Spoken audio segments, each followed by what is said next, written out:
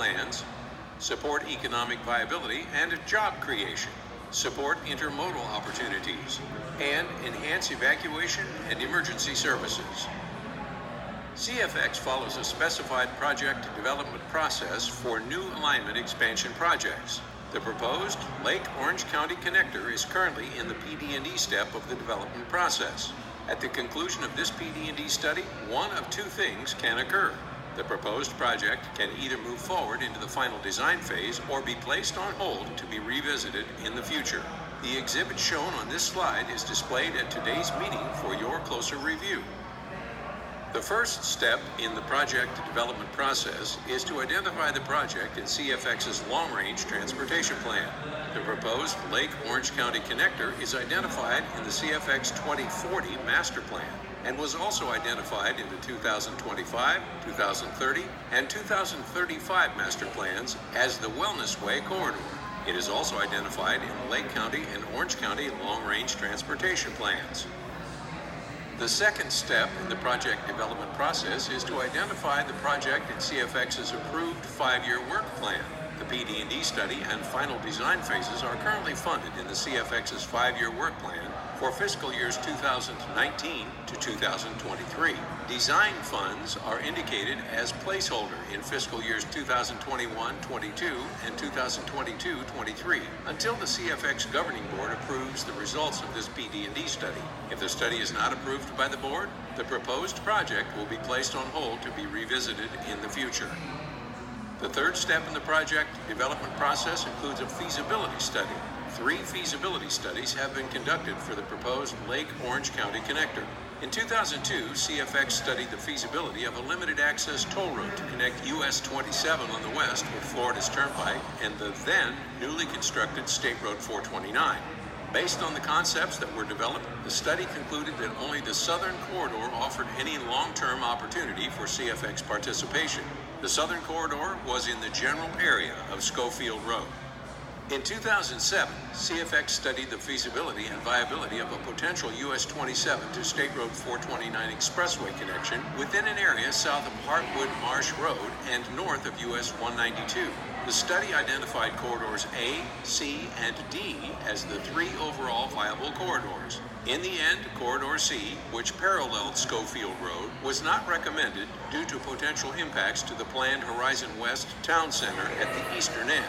A goal of the current PD&E study is to minimize or avoid impacts to the planned town center.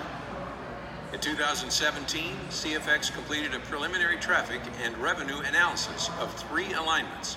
The southern alignment, located in the general area of Schofield Road, was found to provide the greatest potential for revenue generation, and a recommendation was made to move forward with a PD&E study. All 3 of the feasibility studies mentioned are available for your review upon request. The proposed Lake Orange County Connector project is currently at the PD&E study step of the project development process. Simply stated, the PD&E study will determine if there is an engineering and environmentally feasible alternative to meet the project needs. Using the results of previous studies as a foundation, the most feasible corridors for the proposed toll road will be identified. Several alignments within those corridors will then be developed and evaluated to identify a preferred alternative. The study began in March 2018 with a 15-month schedule. We are currently finalizing the corridor phase, which is the analysis that will help to identify the most feasible corridors. 2 public informational meetings and a public hearing will be held throughout the course of the study, the first of which is today's public meeting. We are also meeting with various governmental boards and agencies and area stakeholders to receive their input and feedback. The exhibit shown on this slide is also shown on the study's fact sheet, which is available at the sign-in desk here today. We will now provide an update of where we are in the corridor phase of the PD&E study. The goal of the corridor phase is to narrow down the number of potential corridors for the proposed toll road. The potential corridors are shown on this slide and would create a direct link between US 27 and State Road 429. Although the preliminary analysis began with 800-foot wide corridors, the typical width for the final roadway will be approximately 330 feet. Starting with a wider footprint allows us to analyze potential impacts first at a high level.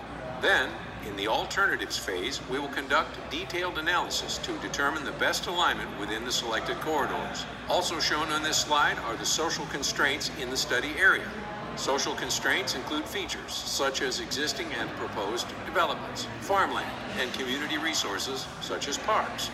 This exhibit is on display at today's meeting for your closer review. Shown on this slide are the potential corridors mapped against environmental constraints. Environmental constraints include features such as water bodies, wetlands, wildlife, and plant habitat of concern, and conservation easements. This exhibit is also on display at today's meeting for your closer review. To help us determine which corridors move forward, they will be evaluated to determine how well the 6 project needs are satisfied. The corridors will also be evaluated based on engineering, environmental, and socio-economic criteria that were tailored to fit the characteristics of the study area.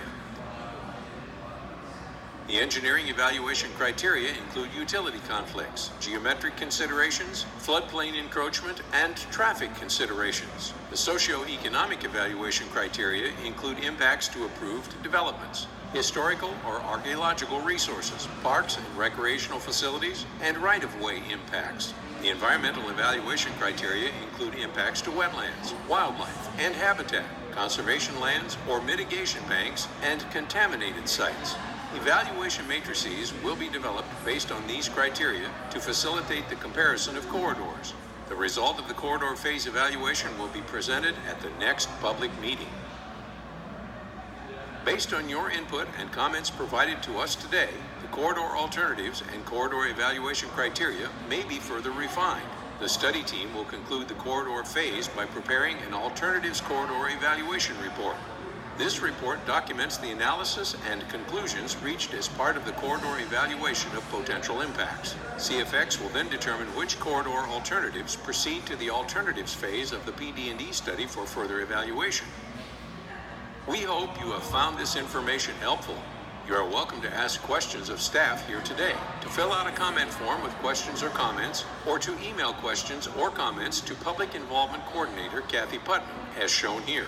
You can also get helpful study information on the study webpage located on the CFX website, and follow the study on Facebook for real-time updates. This presentation and all of the exhibits from today's meeting will be posted on the study webpage within 7 business days. Thank you. This presentation will begin again in a few moments.